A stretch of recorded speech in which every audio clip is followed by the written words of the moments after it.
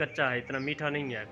वो है सुलेमान के पहाड़ आपको नज़र आ रहे हैं। जब भी मैं अस्सलाम वालेकुम, उम्मीद करता हूँ कि आप सब खैरियत से होंगे। ईद की छुट्टियाँ जब अपने इख्तिताम को पहुँची तो मैं मस्जिद चला आया, क्योंकि बहुत काफ़ी दिन हुए मैं मस्जिद नहीं आया। तो इंसान जिस चीज़ के ऊपर मेहनत करता है तो उसको उसका सिला ज़रूर मिलता है, चाहे कोई भी फील्ड हो।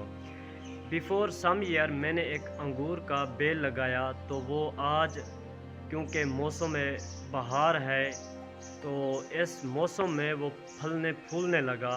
तो मैं आपको उसका मंज़र दिखाऊंगा, क्योंकि उसने खूबसूरत खोशे उठाए हुए हैं। अब मैं इस अंगूर के बेल को ना दिन में 2 मरतबा पानी पिलाता हूँ, इस वजह से क्योंकि इसने अपने गुच्छे उठाए हुए हैं ताकि वो सूख ना जाएं।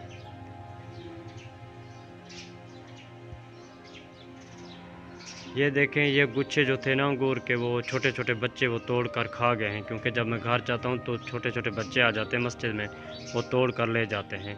और यहाँ से भी ये है अंगूर का बेल। आप थोड़ा सा इसको इब्तिदा से देखें, मैं आपको इसका पूरा और मुकम्मल मंजर दिखाऊंगा। ये माशाल्लाह इसने खूबसूरत गोशे उठाए हुए हैं, खुश है। ये देखें आप,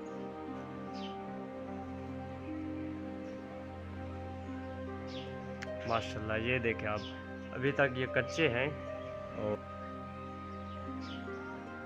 माशाल्लाह ये देखें बहुत ही खूबसूरत है। इसने बहुत सारे खोशे उठाए हुए हैं। ये देखें, ये सामने सामने देखिए।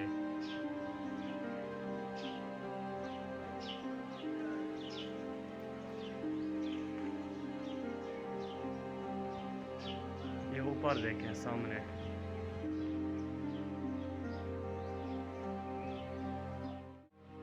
मैं इससे कुछ तोड़ कर खाऊंगा और आपको बताऊंगा कि ये मीठा है या कड़वा है।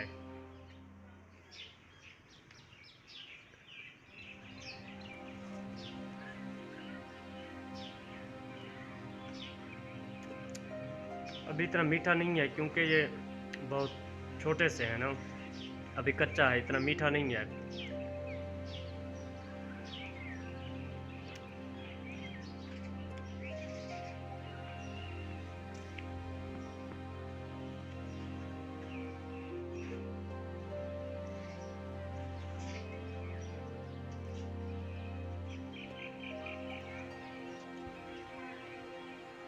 अब देखें माशाल्लाह कितनी खूबसूरत मंजर है।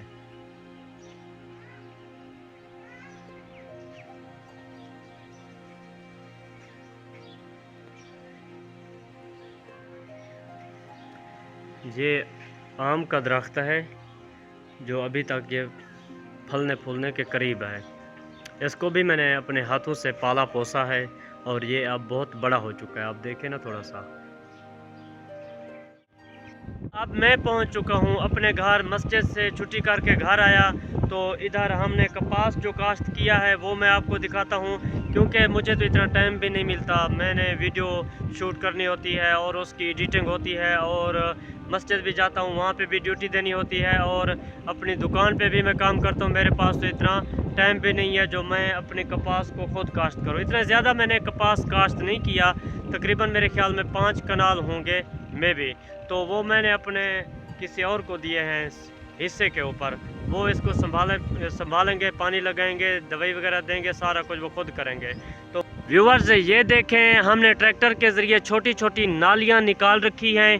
तो इन छोटी छोटी नालियों में हमने पानी वगैरह छोड़ दिया। पानी छोड़ने के बाद जब पानी का लेवल इस हद तक आके पहुंचा है तो हमने अपने हाथों के ज़रिए वो जो कपास का बीज था ना, उसको ज़मीन के अंदर हमने बो दिया है। तो ये देखें छोटी छोटी नालियाँ, इसके अंदर हमने कपास वगैरह काश्त किया है। व्यूवर्स दोपहर के टाइम मेरे कुछ फ़ैन आए हुए थे जमपुर सिटी से, तो मैंने उनके खाने का इंतज़ाम किया। खाने का इंतज़ाम करने के बाद फिर खाना वगैरह खा के हम चले गए चौक पे। तो वहाँ पे हमने एक छोटी सी वीडियो भी शूट की है और उन्होंने मेरे साथ कुछ सेल्फियाँ भी बनाई हैं, और उसके बाद वो अपने घर चले गए। व्यूवर्स मैं एक ऐसे एरिया में रहता हूँ जहाँ पर सिग्नल बहुत कम होते हैं, नेट के सिग्नल। ये भी मेरे लिए एक बहुत बड़ा प्रॉब्लम है, लेकिन इस प्रॉब्लम के बावजूद मैं इस रेस को, इस दौड़ को जीतने के लिए लगा हुआ हूँ। तो मेरे प्यारे और नन्हे व्यूवर, मुझे सपोर्ट करें, मेरी वीडियो को वॉच करें, एंड तक वॉच करें। मैं अपने गाँव का जो भी खूबसूरत माहौल होगा वो मैं आपको दिखाता रहूँगा, और आप घर बैठे मेरे गाँव और मेरे विलेज का आप विज़िट करते रहिए। जब भी आप कंफ्यूज हों तो आप मेरे चैनल सूफ़ीज़ादा का सर्च करें और मेरी वीडियो को वॉच करें। मैं उम्मीद से कहता हूँ कि आपकी जो कन्फ्यूजन होगी वो ख़त्म हो जाएगी इंशाअल्लाह अज़ीज़। मैं आपको खूबसूरत इलाका दिखाता रहूँगा, तो आप मेरी वीडियो को देखें और मुझे सपोर्ट करें। Bundle of thanks. व्यूअर, ये सामने देखें, कोहे सुलेमान के पहाड़ आपको नज़र आ रहे हैं। जब भी मेरे इलाके में फ़िज़ा साफ़ होती है, गर्द आलूद नहीं होती, तो कोहे सुलेमान के खूबसूरत पहाड़ हमें साफ़ शिफाफ नज़र आते हैं। अगर मेरी वीडियो आपको अच्छी लगे तो मेरे चैनल को सब्सक्राइब करें और बेल आइकन को प्रेस करके हर नई वीडियो अपलोड होने वाली का नोटिफिकेशन आप हासिल कर सकें। तब तक मैं मिलूँगा तुम्हें नेक्स्ट वीडियो में। अल्लाह हाफ़िज़। दुआओं में याद रखिए। शुक्रिया।